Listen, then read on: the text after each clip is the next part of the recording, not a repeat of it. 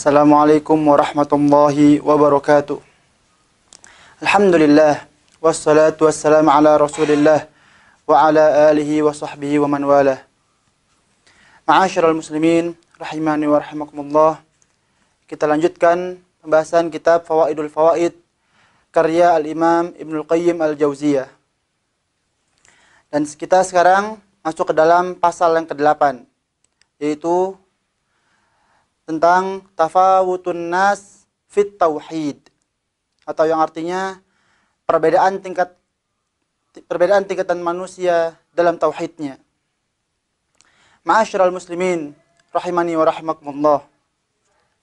Tauhid merupakan sesuatu yang sangat halus, sesuatu yang sangat suci, sesuatu yang sangat bersih dan jernih.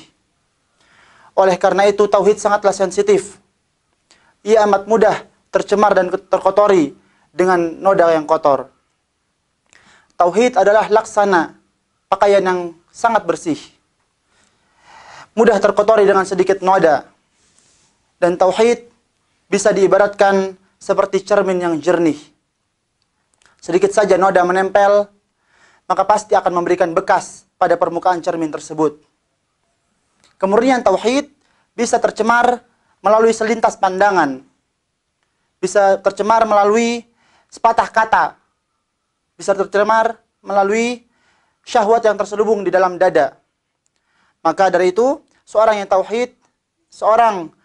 yang tauhidnya ternodai dengan dosa dan maksiat, maka harus segera menghilangkan noda tersebut dengan sesuatu yang menjadi lawannya, yaitu adalah amal soleh.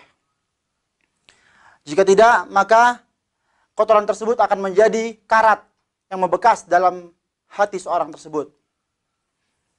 Adapun noda yang menjadi kotoran dalam dada, kata Imam Ibnul Qayyim, terdapat 4 jenis. Jenis yang pertama adalah noda ataupun kotoran yang mudah datang dan mudah hilang. Jenis yang kedua adalah noda maupun kotoran yang sulit datang namun mudah hilang. Jenis yang ketiga adalah noda maupun kotoran yang mudah datang namun sulit hilang. Dan jenis yang keempat adalah noda ataupun kotoran yang sulit datang dan juga sulit untuk hilang. Maka dari itu, dengan mengenali jenis-jenis noda kotoran yang ada pada dalam hati, akan memudahkan kita untuk menjaga kemurnian tauhid kita dari noda-noda karat berupa dosa dan maksiat. Ma'asyiral muslimin rahimani wa rahimakumullah. Kemudian ketahuilah bahwasanya di antara hamba-hamba Allah ada yang tauhidnya kuat dan kokoh, sehingga noda kotoran berupa dosa dan maksiat akan tertutupi oleh kekuatan tauhidnya yang kuat tersebut. Apabila diibaratkan, maka kondisi tauhidnya bagaikan air yang melimpah, kemudian tercampur dengan sedikit najis ataupun kotoran, maka kotoran tersebut tidak akan mempengaruhi kesucian air tersebut. Kemudian ada pula di antara seorang hamba yang tauhidnya lemah, yang dimana banyak di antara mereka salah kaprah dalam memahami kaidah tauhid. Bahwasanya tauhid dapat menghapuskan dosa-dosa seorang hamba, sehingga dia pun mencampurkan tauhidnya dengan kadar noda yang sama atau justru malah lebih banyak, sehingga imannya yang lemah tidak mampu untuk menghapus dosa-dosanya, tidak mampu untuk menghapus kotoran-kotoran yang ada pada hatinya berupa dosa-dosanya. Dan apabila diibaratkan, maka kondisi tauhidnya seperti air yang sedikit, kemudian tercampur dengan noda ataupun kotoran yang sama banyaknya atau justru lebih banyak daripada air tersebut. Maka berubahlah air yang awalnya jernih tersebut kemudian menjadi air yang keruh. Ma'asyiral muslimin rahimani wa rahimakumullah. Sebuah wadah yang begitu bersih dan jernih tentu akan lebih mudah untuk menampakkan kotoran-kotoran yang mengotorinya jika dibandingkan dengan wadah yang keruh. Maka begitu pula hati kita ini. Orang yang tauhidnya bersih dari noda-noda kesyirikan, noda-noda dosa dan maksiat, maka akan lebih mampu untuk segera menghilangkan noda-noda yang ada pada hatinya tersebut. Berbeda dengan orang yang tauhidnya tidak sebersih orang yang pertama tadi. Terkadang orang yang tauhidnya lemah tidak menyadari adanya kemunculan noda pada hatinya tersebut. Kemudian selain itu, seorang yang iman dan tauhidnya kokoh, maka kekuatan tauhidnya tersebut dapat menghapuskan hal-hal yang buruk pada dirinya Dan semua hal ini tidak mungkin dimiliki kecuali orang-orang yang memiliki tauhid yang kokoh. Karena pada asalnya, limpahan kebaikan pada diri seseorang bisa meleburkan kesalahan-kesalahan orang tersebut.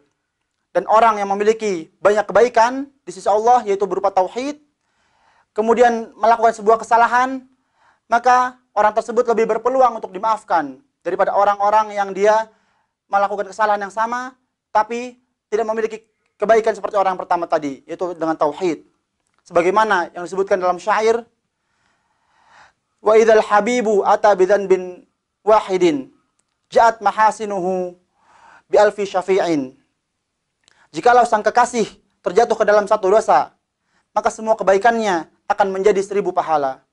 Maka begitu juga dengan seorang yang bertauhid, dia memiliki 1000 pahala, maksud 1000 kebaikan, itu dengan tauhidnya, yang dimana kebaikan yang sangat Allah cintai. Kemudian apabila ia melakukan satu dosa, maka dosa tersebut seakan-akan tidak dianggap di sisi Allah Tabaraka wa Ta'ala. Ma'asyiral muslimin rahimani wa rahimakumullah. Kemudian ketahuilah bahwasanya niat yang tulus, keinginan yang kuat dalam mentauhidkan Allah, serta kepatuhan yang sempurna kepada Allah dapat mengubah kotoran-kotoran yang ada pada hati menjadi sesuatu yang sesuai dengan tuntunan syariat. Begitu pula sebaliknya, niat yang tidak tulus, keinginan yang lemah dalam mentauhidkan Allah, serta kepatuhan yang seadanya, dapat mengalihkan ucapan dan perbuatan yang asalnya terpuji menjadi sesuatu yang sesuai dengan hawa nafsu. Semoga kita termasuk hamba Allah yang tauhidnya kokoh dan kuat, dan mendominasi dari dosa-dosa yang kita perbuat. Dengan begitu, Allah akan mengampuni kesalahan-kesalahan yang kita miliki. Wabillahi taufiq wal hidayah. Assalamualaikum warahmatullahi wabarakatuh.